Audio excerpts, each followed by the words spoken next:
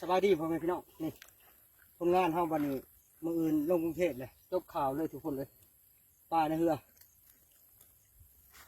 มานับกันพี่น้องนี่แต่ปลากระบอกทั้งนั้นเลย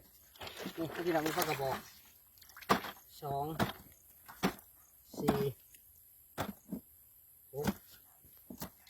8 10 12 14 16 18 20 22 24 26 28 30 32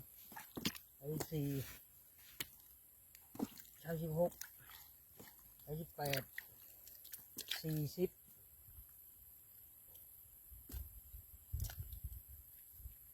ปลากระบอก41ตัวเลยพี่น้องเลย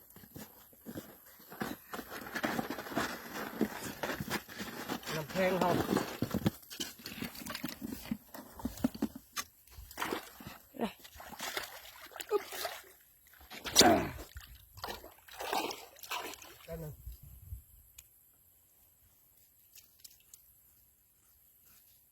คือว่าเป็นอาชีพชิ้นถ่ายได้แล้วบอกกูถ่ายกันได้มือกันบ่ได้ลงมาแล้วพี่น้องเลยมองไปเลย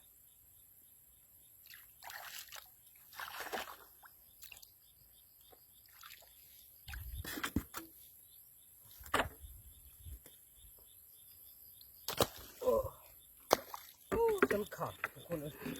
ไหลมองปลาต้องเป็นปล่อย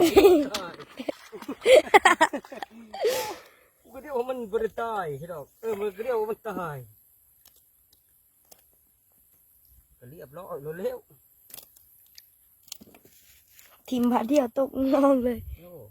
นู่นมันก็ตกปูแล้วเนาะโอเคไงโตไปปีกจังเลย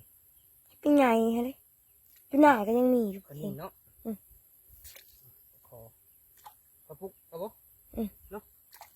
บ่เอาแต่ปลาต้องเอาอย่างนั้นเนาะปลาดุกลุงเอาได้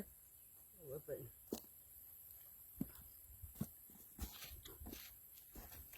พอบ่หามเอาเนาะเดี๋ยวว่ามีคนชื่อกับคนเขาชื่อกับเป็นกระสิขายให้ก็ได้บัตร โอ้ตัวปลามันขึ้นหลัง ก็ได้บัตรเติมเงินให้โตมีคนชื่อน้ำข้างแต่กระสิขายอยู่แล้ว ไม่เนื้อว่าจักเลยอยากได้ไม่เนื้อเลยอยากได้ ไผ่ ไม่เนื้อ